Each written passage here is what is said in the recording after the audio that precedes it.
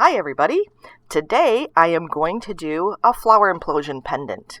And here is the pendant that I actually made in this video. A front and side view. Purple with a raven sky background.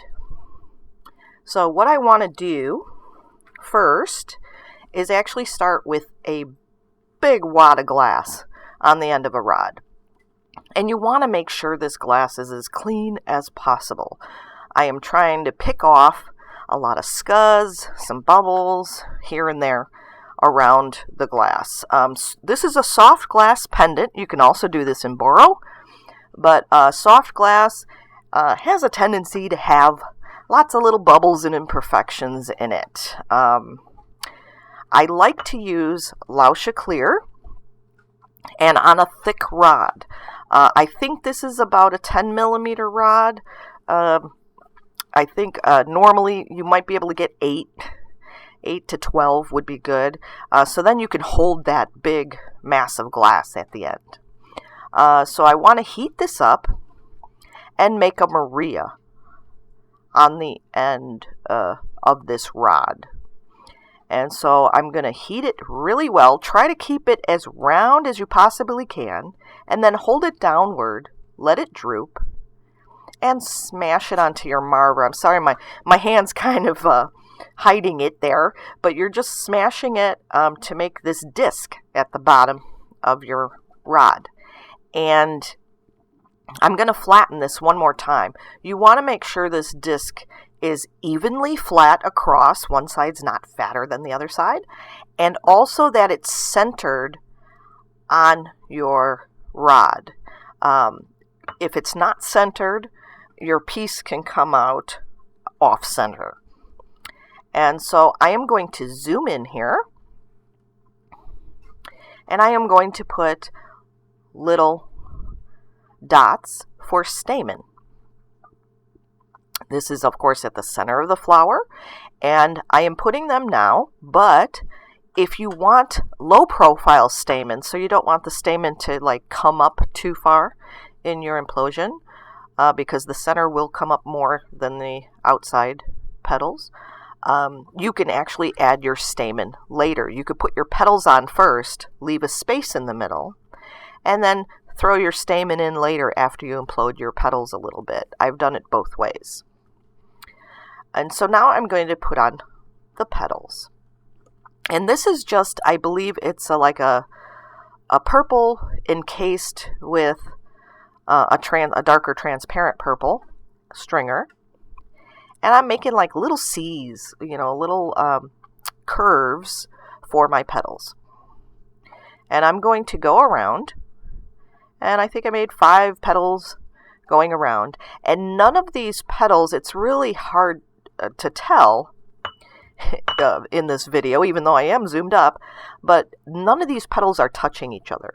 They're all individual objects. And I'm shaping these here, like one, it didn't have enough curve to it, or the curve was crooked, so I'm just trying to shape it a little bit. You can do that after you put it down. You also want to get off any big, dollops that are on the end of your line, or what have you, that you made. And I'm pressing it a little bit just to solidify it in there so they don't pop off. And I'm going to do my second row of petals. And so I'm doing the same thing. I'm making little C's. They're in between the other petals, but further back. And these are, of course, not touching the inner petals either. You don't want anything touching each other, or else they will implode up. They'll come up together and not look too well. So I want all these petals totally individual of each other, so they will come up separately. So I'm doing the same thing. I'm pushing down any of the edges, and if it looks like too much of a big dollop of glass, I'm trying to like remove that, pull that off there, and then push it down, and just trying to set them in there. And I'm going to do the same thing here. I'm going to heat it in, make sure they're set so they don't pop off or anything, and you could get a good view of what the petals look like right there. And of course, you don't really need to make curves for your petals, you can actually make dots. Dots will turn into really nice petals. You can make little squiggly petals. You can make straight lines, which will kind of curve out and make petals. You can make a V-shaped and kind of have a pointed petal. You can also crease your petal with like an X-Acto knife or something and make it a point. There's a variety of things. You can make little tiny dots and just have like tiny, like when people do the like ocean implosions, and it looks like an anemone. So you can make just a bunch of tiny little dots all through it. You can make shapes. You can make heart shapes. You can put marini in these and implode marini. And so there's a variety of different designs you can make with these things, not just flowers. You can actually draw words and implode words. Of course, you have to write it backwards on the glass, because this is actually where I'm putting this color is the back of the pendant. Where my hand is holding that rod, that's the front lens of the pendant. So you're working totally backwards when you make these. So now I have the third row on. This is the final row I'm going to do. And you could get a good look at how the petals are on there. And of course, you don't have to make them this way, but it's just one way to make them. And so now I'm going to start the implosion process. First of all, I want to heat up all these purple petals and make sure they're kind of flat in against the bottom of the Maria. It's flat and it's even. It doesn't have to be totally melted in before you start imploding. I just like them secured. And so now that they're pretty secured, I am going to heat the edge of this Maria, just the outer edge. You want the center of the implosion, you want that to stay relatively cool. You do not want that to move. And so what I'm doing is I'm going to heat the outer edge of this implosion. You want to get that clear, soft, and movable. And once the clear is soft and movable, then you can focus your heat on the bottom outside edge.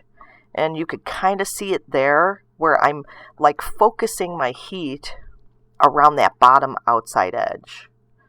And so basically, in an implosion, what you're trying to have happen is you want that outer clear to droop down around the edges. And so there'll still be like an indent in the center. And so it's going to droop down, wrap around the bottom edges, and when you press it to make it flat again, and you're pressing very gently, you don't want to distort your color, you're just pressing it enough to make it flat again. You're not really squishing it. You're just pressing it to flatten out the parts that droop down around the outer edges, and making the whole bottom flat again is basically what you're doing.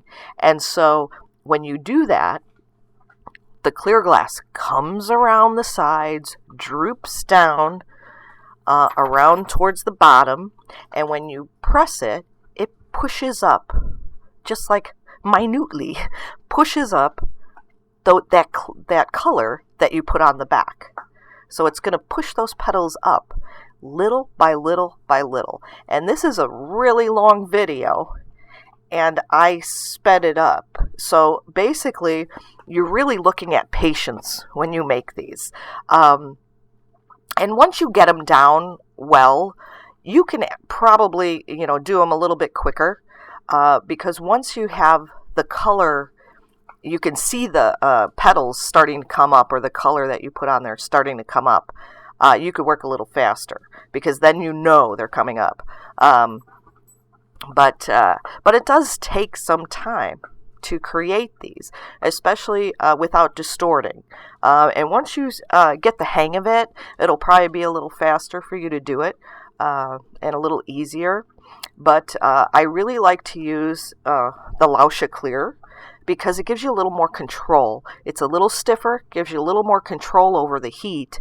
I noticed that other soft glass clears are really soft, and so just heating that outer edge will in fact heat the center also. And if you heat the center also, you're not going to get it to implode, because you need the glass to move around towards the bottom and then push up from the bottom up into the rest of the glass.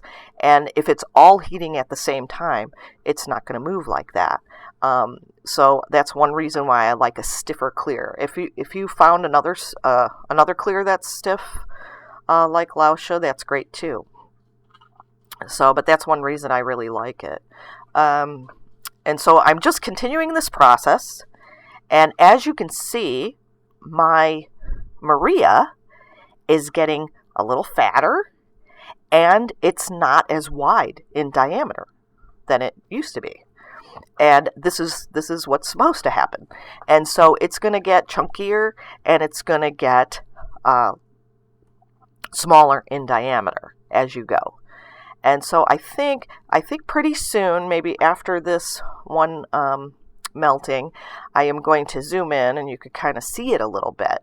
But so basically, I'm heating the sides, I'm heating the clear on the sides, and then I'm heating it like right at the bottom edge, around the bottom outside edge, and trying to make that clear move to that area. And if you're experienced in glass at all, you know that wherever you heat the glass, it's going to move towards the heat. So the glass will move towards the heat. And so that's what you want to happen here. You want it to move towards that bottom edge. And here's a zoom up. It's hard to see from the side that there's anything there, but when I turn it, see, you could see some petals coming up there. It's kind of hard to see, but I'll have another close-up pretty soon. So, but yeah, this is a really long video because it does take a long time, and I actually sped this video up.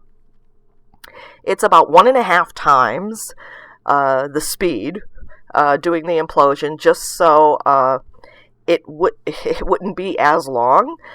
But it's also doing all this melting is part of the process, so I couldn't just eliminate it.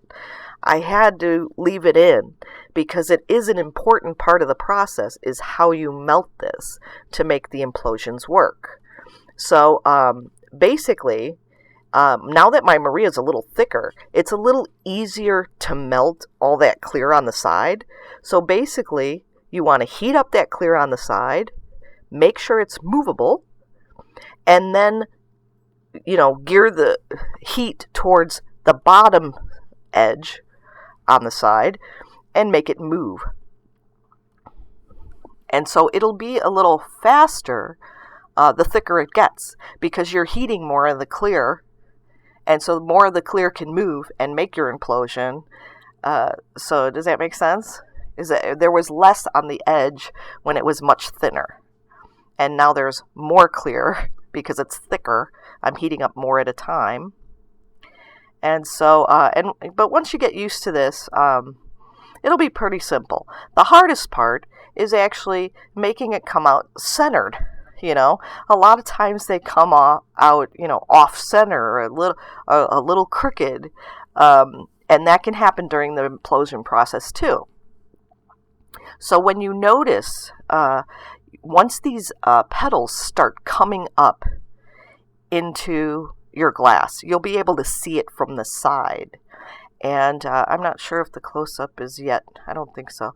But you'll see when I do the other close-up. You can actually see the petals coming up from the side of your glass. So when you're heating it, you can see if one side is higher, like one side of petals is higher than the other side of petals.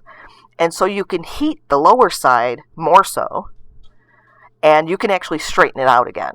So there's a lot of things you can do to actually fix something that's starting to grow crooked. But in reality, starting with a straight shot, a straight a straight Maria on the end of your rod is the most important thing. So here's another close-up. And so you could see the petals are starting to come up there. You can see them, they're kind of glowing in there. And so you could see that. And also, if you look at the back, they're not towards the edge anymore. They're kind of like half the size they were before on the back side. And that's what you want to happen. They're going to all come to a point on the back side of your implosion. So basically, it's going to be wide at the top where it's in the glass and taper down to a point at the bottom. And you'll see how this happens more so towards the end. And you can also see the picture in the beginning. You can see how it like all tapers down. And it actually looks like a flower. So, and you could see kind of in the heat there, you could see the petals all glowing in the flame there. So you could start to see them come in. And so I'm doing a little more pushing. So basically you push and you heat and you push and you heat. And you keep going. And I'm just flattening it on the side of my marver there. And so I sped it up even more here. And so heating that side really well and then focusing on the bottom edge of the pendant. Sorry, my dogs are barking. But so I'm heating that all up. And so it's going to continue to implode and actually make that flower rise up into the clear. And once you have it set enough, then, and it's up there enough, like a 1/4 inch or so, then you can press a little bit and look straight down on your pendant when you're doing it. You could press a little bit and have those flower petals spread out a little. And that's what you want to happen. But you want to make sure they're all imploded up in there, you know, quite a bit, like a 1/4 inch or something, at least, before you do that pressing to spread them out. You don't want any distortion before they're almost all the way imploded in there.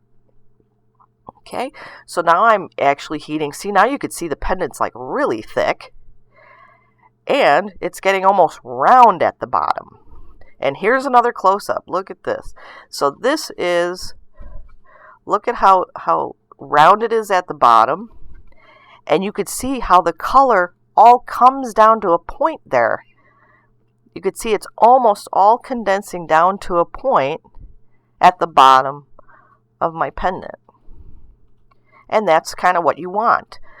If you have a little too much, and it's not quite pointy enough for you, you can actually pull out a little bit at the back to make it pointy. I could also add leaves at this time. If you wanted to put a leaf backing on it, which I do a lot of times. But I think I'm just going to put a regular color backing on here. And so now I have it flattened again. And my little flower implosion is in there, and you could see it. How cute is that? And I am going to use a backing of Raven Sky, which is a really neat combination of black and sky blue. Makes a really neat effect. And so I'm twisting it on because I want to twist and get some variance, because basically the black and the blue are just straight lines, as you could see when I'm twisting that rod. So I'm twisting it around just to make kind of like an organic, twisting design in it, so it's not just all straight color. And I want to heat this thoroughly, like super heat all this backing color, whatever you use. If you use black, if you use white, and then I'm going to smash it down and flatten it on the back. And so once you got your back on there, I did cut it a little bit because it was getting too long, this video. But the back is all flattened on there. I'm using a punty of the same Raven Sky, just so that it won't make a difference in the color if any gets left on there. And now I'm going to take off the face of the pendant. So I'm going to melt off this clear, getting rid of it. And I'm going to take off any excess glass because this is a pretty thick pendant. So I don't need all that extra glass there. So I'm going to take that off and maybe even a little more. There we go. And I'm going to melt it all flat. So I'm just focusing on the front, on that lens area on the front. Oh, I noticed some scum on there. So I'm going to take that off. Any little scum or bubbles, trying to take those off. I don't want any imperfections, even though there are some. Don't want any that I can help to be on there. And so I'm just melting it, turning it and melting just the face of it, just the face of that. And now I'm going to hold it straight up and down. And holding it straight up and down will allow the glass to just flow out, even out, and make a nice lens. And so there we go. So I have my nice lens. Now I need to put a bail on it. So it's like, oh, you're gonna heat it. You're gonna look at it and say, okay, which way does it look best? What should be the top of my pendant and what should be the bottom of my pendant? And so you want to decide what you want to do there, of which should be the top, which should be the bottom, which is what I'm trying to decide now, which side's better to be the top and the bottom, which way it looks the best. And I am going to punty it. I'm going to punty it on the opposite side. I'm going to punty it on the bottom so that I could put a bail on the top. So that's what I'm doing here, puntying it on the bottom. And I'm going to get that Raven Sky off, but it broke. So I guess I'm going to have to pick it off. So I want to heat that, get it off, get off any excess. And that's one reason I use the same color as the backing for a punty. So you don't have to worry if you leave any on there. Make sure you get all those chill marks out. Heat it really well. And now I'm going to put my bail on. And just keep heating the back. You can keep heating that back just to keep the piece warm while you're working it if it takes you a long time to do the bail. So that's one good thing about these. And so I'm going to heat that up. I like to usually melt in an initial dollop just so it's totally fused in with the rest of the pendant before I add the rest of the bail material. Just so that I make sure I get a good footprint without it, totally spreading out. Like if I put on the whole bail material, it might totally melt in and make this big, huge dollop and spread out dollop of clear on there that I don't want. So I do an initial dollop first just to get it fused. And then I put the rest. And I will have my bail. And I'll pinch my bail, get the holes in it. You can make a bail in a variety of ways. I got a video of how to make different bails that you could see. And then I'm going to open that hole.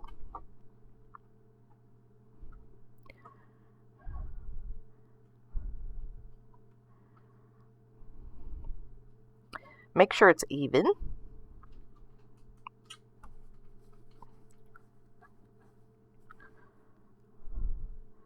Which takes me a while here. I don't know why. I'm very particular about my bails, sorry. But, yeah, I want a nice bail. So anyway, so after that's done, you want to make sure it's straight on your pendant. Both on the front and the back, you want to look at it, make sure it's all straight. And it's hanging right. Your pendant would be hanging right. And so you could just leave it like this. I could be done. Have a round pendant. But I decided I wanted to pull out the bottom a little bit. Just to make a little taper to this pendant.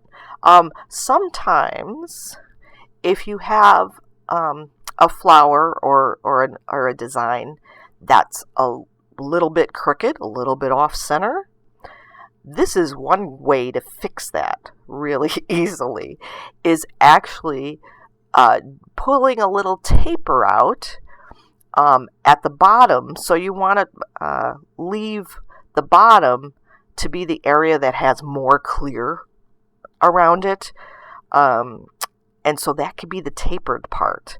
And it's a really neat way to actually fix an off-center implosion and make it look like it was meant to be that way, because there's this taper in it, which is where the extra glass gets pulled down, and so it still looks like the piece has been it was centered, because you're pulling out that excess clear. Oh, and I cut right here because my hand was in the way, but I actually dropped the pendant. Actually came off that bail punty I had, and then I cracked my bail. See, it was broken there. I'm putting it back together.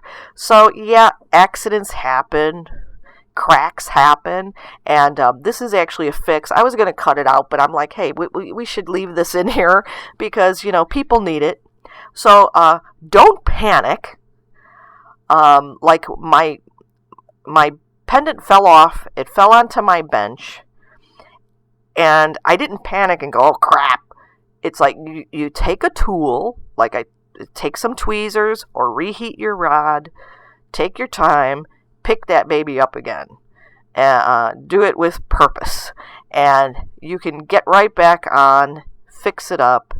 Usually, it's not a problem. In this case, my pendant was thick enough and it was warm enough that it didn't crack. It was just the bail. And so I was able to just fix, and there it went again. This clear is not Lauscha. It was really picky. And so it kept cracking on me. But, so I picked it up again, and I'm just getting that point finalized. And here is a slow-mo, even though it's kind of blurry, but of the final pendant. And we are finally done. Thanks for watching.